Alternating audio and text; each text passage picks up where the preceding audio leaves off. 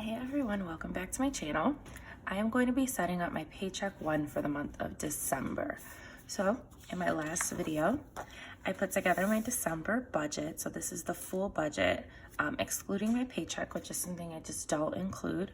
I do put in my variable expenses, my fixed expenses.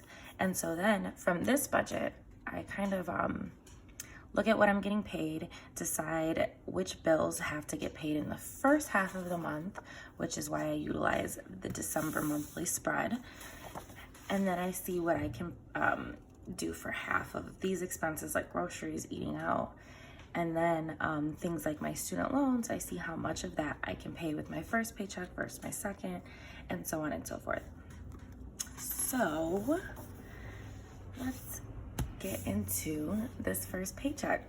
So the washi that I'm using is from Sarah Marie Stickers, and then this thin washi is also from Sarah Marie Stickers.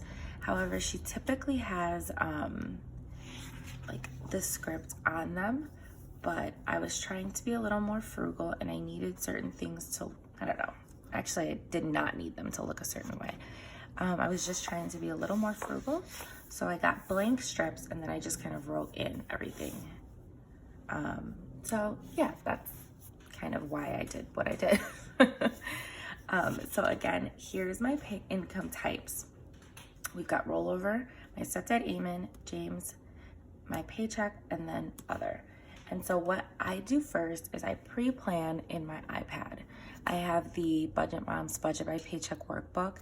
I have the PDF installed to my iPad. And so on there, I kind of write things down, break it down.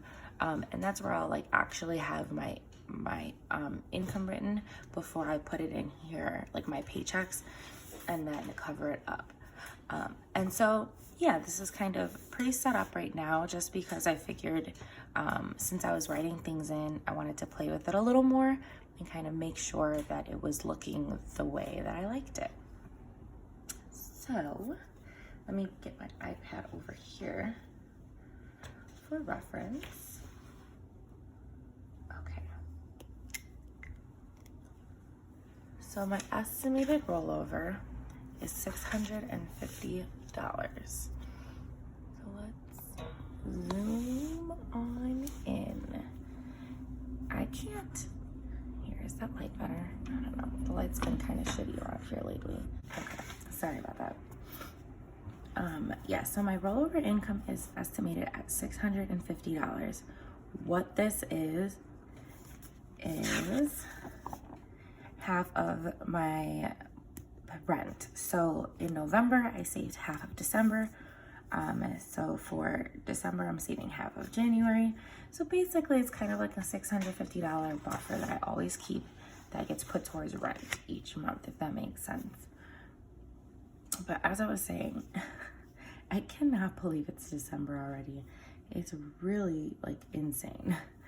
My stepdad, he gives me $100 for parking because he uses our garage for like his one car, tools, etc., etc.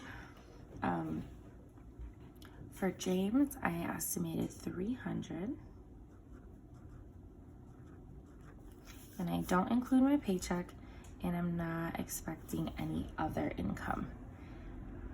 So I think, yeah, I do have some actuals. So actual for rollover ended up being a little higher, which was awesome. $1,034.41.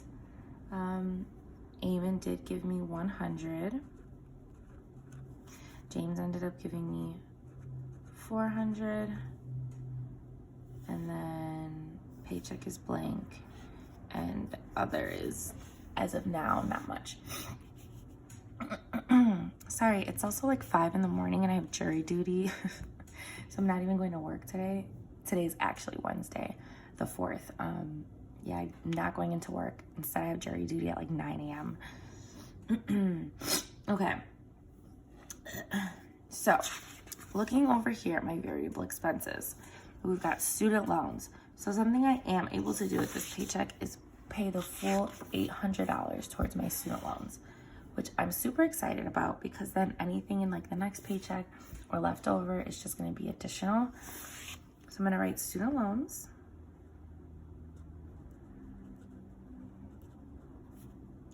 And for those of you who don't know, student loans are my only debt left. I don't have any credit card debt. This is the only thing that I'm working on, which is really exciting. So half of January's rent will be in the second paycheck. For my cash sinking funds and my chime sinking funds, these get split into half. So cash sinking funds,